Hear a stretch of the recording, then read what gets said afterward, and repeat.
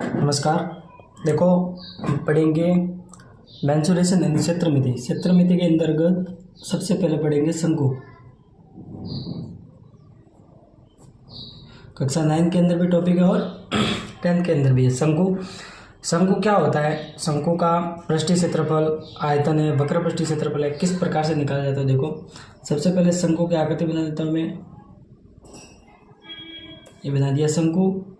नीचे वाले भाग में एक वृत्त होता है, वृत्त बना दिया। ठीक है, इस प्रकार से शंकु होता है। देखो चित्र के माध्यम से देखो, ये देखो, ये इस प्रकार से ये बन गया शंकु। ठीक है, देखो ये नीचे वाला भाग इसका खुला हुआ है। ठीक है, ये केवल शंकु बना है, नीचे वाला भाग इसका है नहीं, तो वृत्तीय भाग नहीं है, तो केवल ये ऊपर वाली आकृति ऐसे इस प्रकार से होगी। और इसके अंदर यदि ये देखो, ये वृत्तीय वाला भाग यदि इसके अंदर डाल दिया, ऐसे कौन होता है वो, ये पूरा बन गया शंकु। ये किसकी आकृति है? शंकु की आकृति है। ठीक है, अब इसमें पृष्ठीय क्षेत्रफल किस प्रकार से होता है, संपूर्ण पृष्ठीय क्षेत्रफल किस प्रकार से होता है, और आयतन क्या होता है, देखो ये बन गई।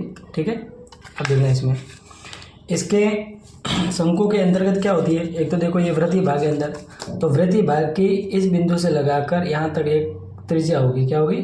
त्रिज्या, ये आर होगा, त्रिज्या होगी। ठीक है, तो देखो सबसे पहले ये जो वृत्तीय भाग है इसके अंतर्गत ये क्या होगी?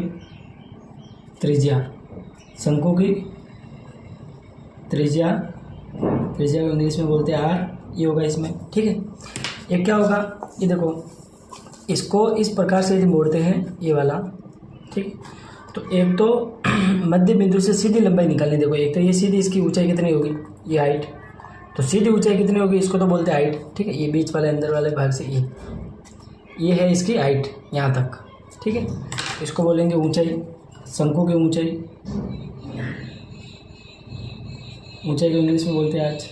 ठीक है, इसी प्रकार शंकु के अंतर्गत इस शंकु को ऐसे जमीन पर रख दिया है। एक तो सीधी ऊंचाई होती है, ये एच सीधी ऊंचाई, एक होती है ये तिरछी ऊंचाई, ये इस प्रकार से, ये देखो ये तिरछी ऊंचाई यहाँ से यहाँ तक, तो तिरछी ऊंचाई है वो एच से ज़्यादा होगी, तो इसको बोलते हैं तिर्यक ऊंचाई। क्या बोलते हैं? तिर्यक ऊंचाई।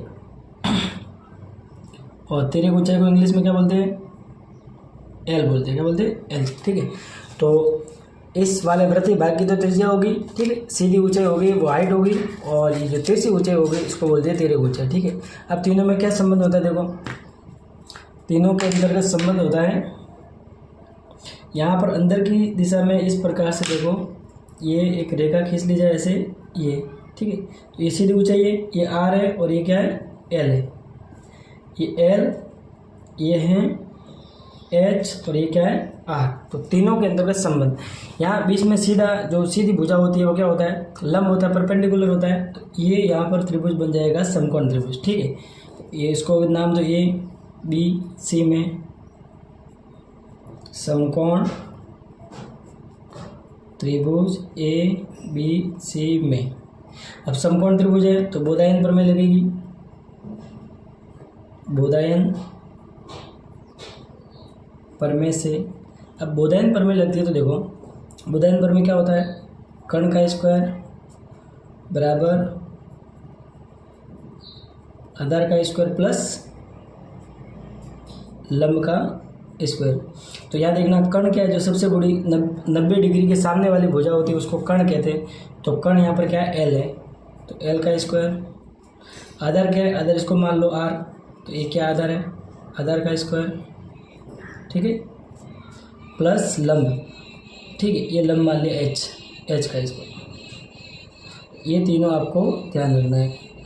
तिर्यक ऊंचाई बराबर त्रिज्या का स्क्वायर प्लस ऊंचाई का स्क्वायर।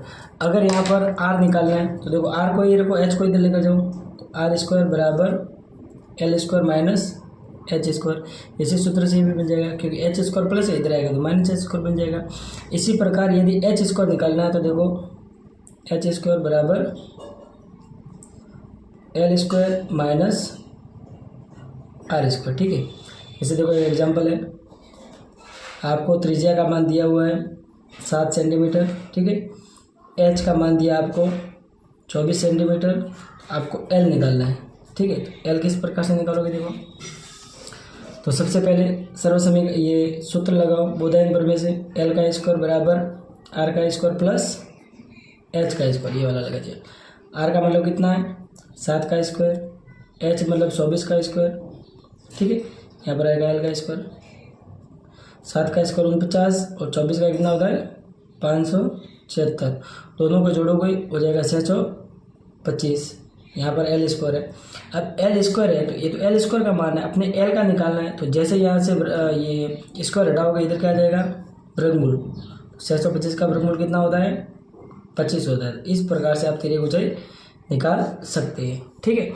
अब शंकु के अंदर क्या है, अब शंकु के अंदर आपको देखना है वक्रपृष्ठीय क्षेत्रफल, ठीक है।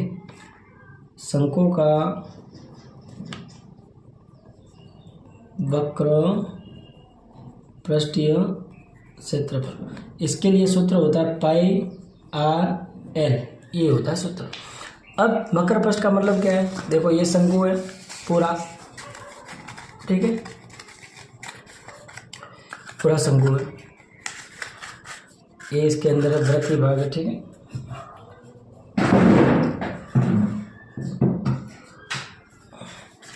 इस शंकु के अंदर वृत्तीय भाग है। अब वक्रपृष्ठीय क्षेत्रफल का मतलब होता है केवल ये वाला भाग, इस त्रिज्या वाला ये वृत्त वाला भाग है उसको हटा देना है, ये साथ में लेना। वक्रपृष्ठीय क्षेत्रफल का मतलब है केवल ये वाला भाग, ठीक है, ये बस, ये नीचे वाला भाग खोखला होगा, इसी को कहेंगे वक्रपृष्ठीय क्षेत्रफल। ये जो दिख रहा है वो कौन सा क्षेत्रफल है, वक्रपृष्ठीय क्षेत्रफल। केवल ये वाला भाग है, नीचे वाला भाग खोखला होगा तभी वक्रपृष्ठीय क्षेत्रफल निकलेगा। अगर इस वृत्त को भी शामिल कर लेते हैं इसमें तब निकलेगा संपूर्ण पृष्ठीय क्षेत्रफल। ये कौन सा क्षेत्रफल है, वक्रपृष्ठीय क्षेत्रफल, ठीक है। पाई आर और एल, तो तीनों का गुणा करना आपस में। पाई का मतलब क्या होता है 22/7, ठीक है। इसी को मैं निकाल देता हूँ, देखो आर का मान कितना था 7, ये लिख दिया 7, एल का मान कितना है 25 आया। इस प्रकार से देखो काट दिया 7 से 7 और 25 और 22 का गुणा किया तो कितना आया 25 दूनी 50 और 25 दूनी 50, 50 और 5 55 आ गया, ठीक है, सेंटीमीटर स्क्वायर। तो ये तो आ गया वक्रपृष्ठीय क्षेत्रफल। इसी प्रकार शंकु का कुल पृष्ठीय क्षेत्रफल, इसके लिए क्या सूत्र होगा, देखो शंकु के कुल पृष्ठीय क्षेत्रफल में वक्रपृष्ठीय क्षेत्रफल तो शामिल है ही, साथ में क्या शामिल हो जाएगा, ये वृत्त का क्षेत्रफल, ये वृत्तीय भाग है नीचे आ जाएगा, ठीक है, पूरा बंद होगा तो वृत्तीय भाग भी साथ में आ जाएगा, ठीक है। इस प्रकार से ये हो जाएगा संपूर्ण पृष्ठीय क्षेत्रफल, वक्रपृष्ठीय क्षेत्रफल प्लस वृत्त का क्षेत्रफल। तो देखो क्या होगा, वक्रपृष्ठीय क्षेत्रफल प्लस वृत्त का क्षेत्रफल, दोनों को लिख लो। वक्रपृष्ठ क्या होता है पाई आर है, वृत्त का क्षेत्रफल क्या होता है पाई आर स्क्वायर। अब इसमें से क्या कॉमन आ रहा है, पाई आर कॉमन आ रहा है, पाई आर यहाँ से बच जाएगा एल और पाई आर बाहर आ गया तो अंदर क्या बच गया आर। ये होता है संपूर्ण पृष्ठीय क्षेत्रफल या कुल पृष्ठीय क्षेत्रफल का सूत्र होता है, ठीक है, पाई आर एल प्लस आर। इसी प्रकार एक चीज होती है शंकु का आयतन।